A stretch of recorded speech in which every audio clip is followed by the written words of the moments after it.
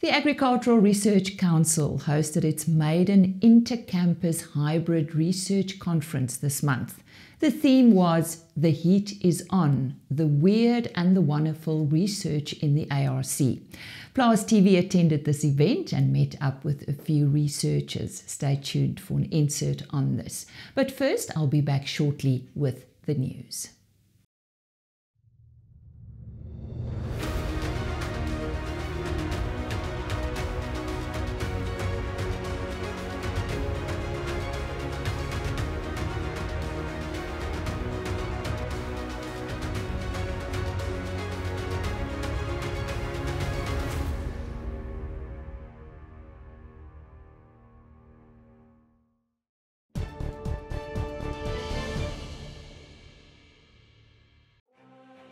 Elanco, we are driven by our vision of food and companionship, enriching life. And in the news, Gledhow Sugar Mill in Stanger, KwaZulu-Natal has recently been placed under business rescue. This mill services more than 245 growers who produce more than 1.1 million tonnes of sugarcane per year. This represents 6% of the industry's total output. This announcement follows the entry of Tongaat Hewlett's South African operations into business rescue in October 2022. This event caused an acute crisis in the industry, delays in grower payments, and uncertainty as to the future of sugar milling operations in the northern coast of KwaZulu-Natal. The fourth estimate by viticulturist and producer Sellers indicates a smaller wine grape crop than in 2022 and smaller than the previous three estimates published during the 2023 harvest season. Winemakers and viticulturists are, however, in agreement that the excellent quality grapes hold a big promise for the making of remarkable wines. The decrease in the estimate is attributed to various challenges South African wine grape producers had to face, including Eskom load shedding, where the lack of electricity in intensive irrigation areas left irrigation pumps failing to irrigate. Together with the dry winter and spring conditions, this led to smaller berry sizes with a lower harvest weight. En die wolmark het gedurende van dese week se veiling opwaarts beweeg en al die mikrongroepe het positiewe resultate opgelewer. Heinrich Victor van OVK gee nou terugvoer. Dankie Lise en 'n hartlike goeiemôre weer eens hier uit die OVK wolkantoor. Nou hierdie week bring ons vir u 'n bietjie goeie nuus. Op die 25ste wolveiling van die seisoen wat op 22 Maart plaasgevind het, het die Cape Wools Merino aanwyser met 2.5% vir nie gesertifiseerde wol en ook met 3.2% vir gesertifiseerde wol sterker verhandel teenoor die vorige veiling en teen 'n skoonprys van R170.63 per kilogram en R183.62 per kilogram onderskeidelik gesluit. Die Australiese EMA het egter ietwat swakker verhandel teenoor die vorige veiling, maar ten spyte daarvan het die Suid-Afrikaanse wolmark steeds positief gesluit, met aktiewe en gesonde kompetisie tussen kopershuise. En so sê Heinrich Victor van OVK, dit is dan ook vandag se nuus, maar bly ingeskakel.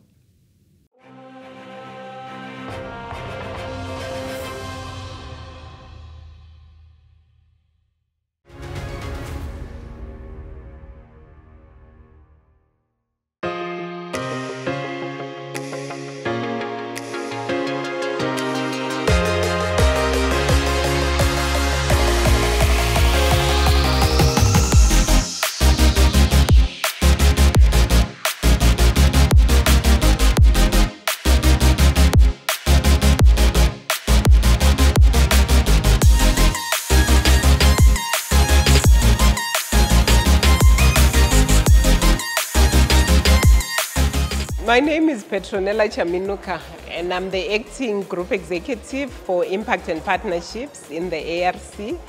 And I'm the one that has been leading this first ARC Intercampus Hybrid Research Conference.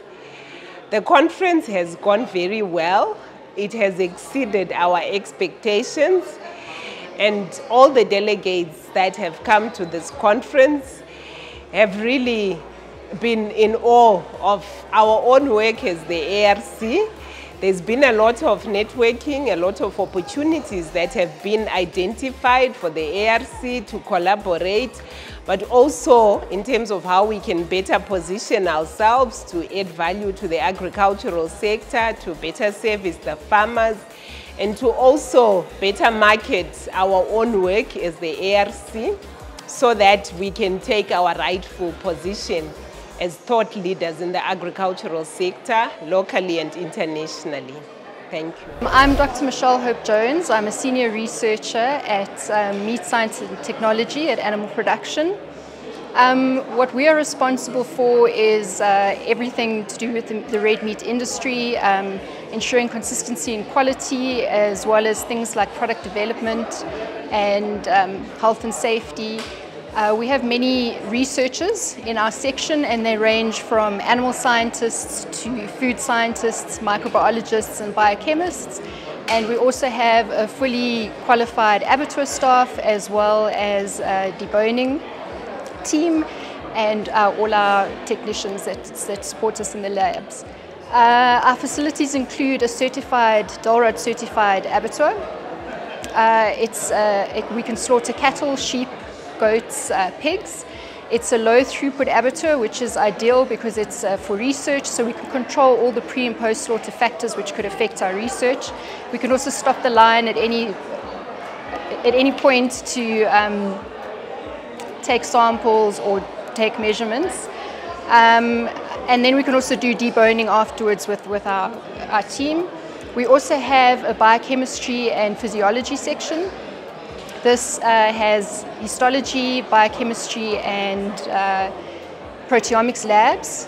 In this we look at all the qualities of meat, such as the enzymes involved in tenderization and aging, things like sarcomere length and MFL so that we can measure tenderness, also muscle enzymes and, not muscle energy, and also the proteomics where we can look for markers, protein markers for tenderness. We then also have a meat technology unit, and they are responsible for research as well as product development.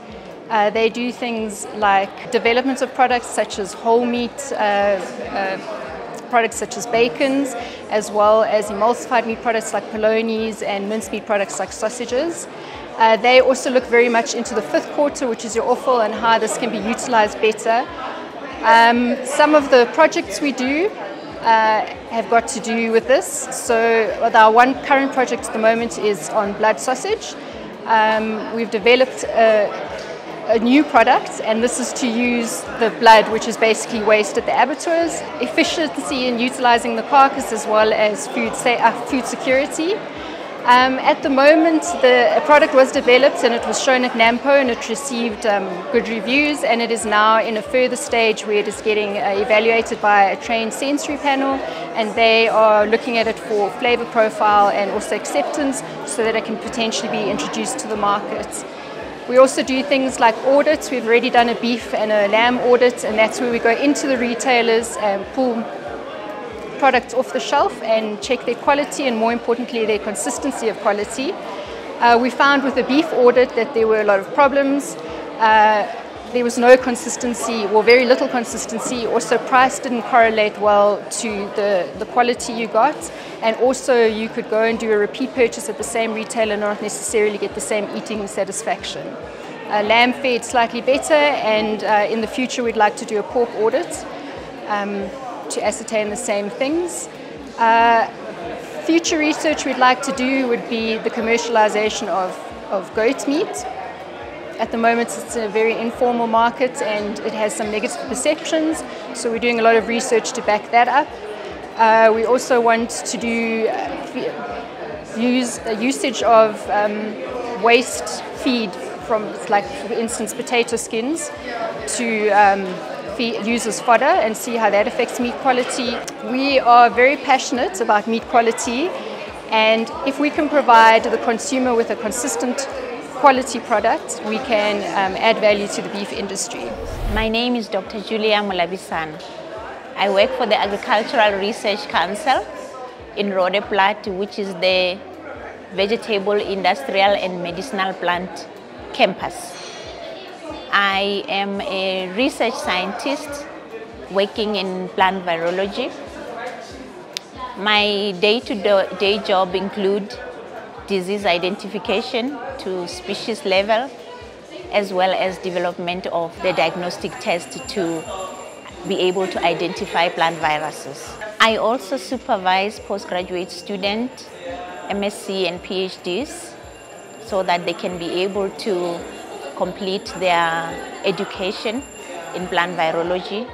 The research is very important in South Africa, especially for food security, because plant viruses affect production. And when plants are infected with viruses, they are not able to produce according to their maximum potential. So research on plant viruses, where we identify them, we help the industry to be able to control viruses, because we develop control measures as well and be able to recommend what can work best for them. I wish to inspire a lot of future generation to study agriculture, to study plant pathology or virology, so that they can be able to assist in solving the problems that the country are facing with regard to plant diseases.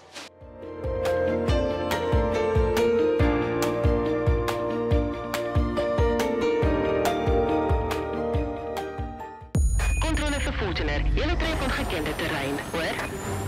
Hoor jou controle? Onder dit. Kom in Fortuner, rowe terrein op pad. Activeer 4x4. Ontvang, gereed vir actie. Missie voltooi, papa. Die splinternuwe Toyota Fortuner. Controle, daar's 'n probleem. Gee jou verbeelding die luksheid van vryheid.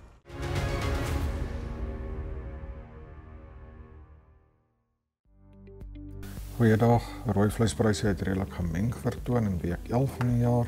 BSA2 karkaspryse het 0,6% duurder geword week op week, terwyl die C2 prys met 0,4% gedaal het en die speenkalfprys 'n bietjie gestyg het met 2,6%.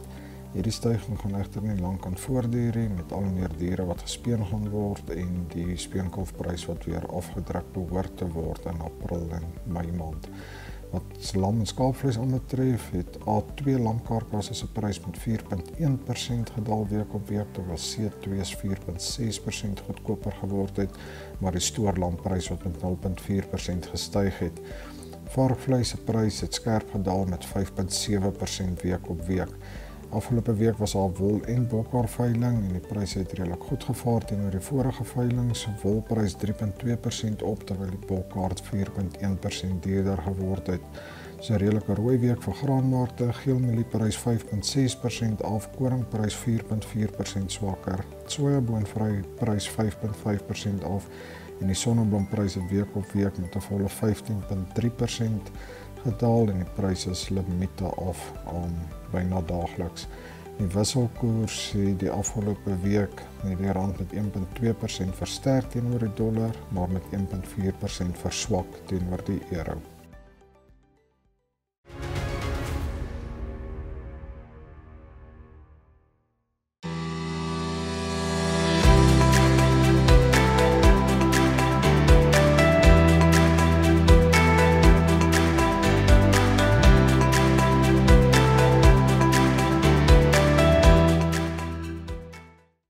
Hello everybody, I'm Louisa Blumeris.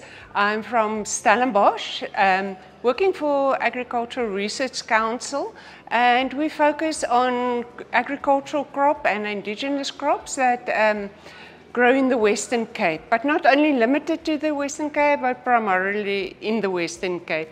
We talk about deciduous fruit, we talk about wines and vines, we talk about rooibos tea, honeybush tea, and your indigenous proteaceae flowers. So, yeah, it's been cultivated in the Western Cape, but there's lots and lots of challenges when you farm And one of the challenges is to have the correct cultivar, and that's where we come in. We breed and develop new cultivars. A lot of cultivars nowadays are imported, but the problem is South Africa's climate, soil, environment differs from the countries from where cultivars are imported. So they must be evaluated here as well. The advantage the ARC has is that we breed in the environment that the cultivars must grow. And that is a big privilege that our cultivars has, is adapted to the area, and yeah, we can continue from there and produce nice cultivars in apples, pears, nectarines, peaches, grapes. Yeah, and also on the rooibos tea and the honeybush tea, we do called plant improvement there. The skills we need when you breed is not only breeding. You have tools in your toolbox to do the breeding. We are a group of conventional breeders, so we physically do the pollinations by hand. We take the parent of the female pollen from a cultivar, from the one, put it on the female part of the female parent, and then nature must do its thing.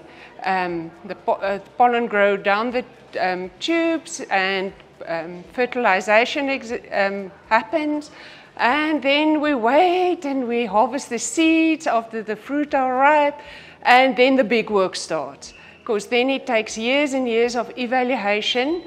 First you've got a single seed, single gene plasma, or single genetic combination, and from there you select the most promising selections, and then you start evaluating and propagating, making more, do more intense evaluations.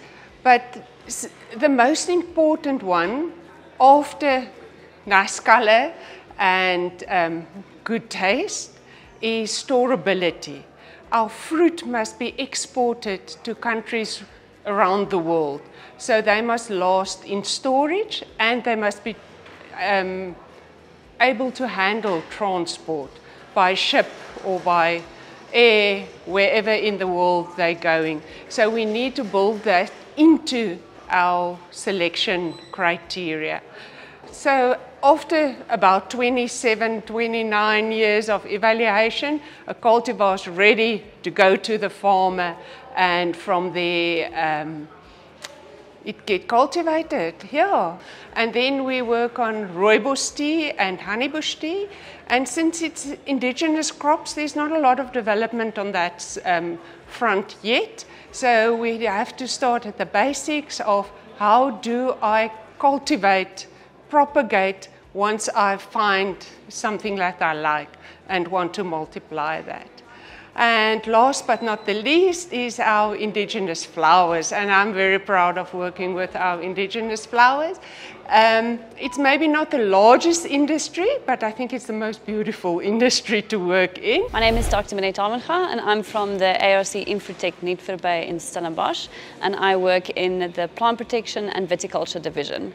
So we are divided into 3 research teams, one working on pest management, so that's indigenous pests, as well as plant parasitic nematodes that parasitizes different grapevines and deciduous fruit crops.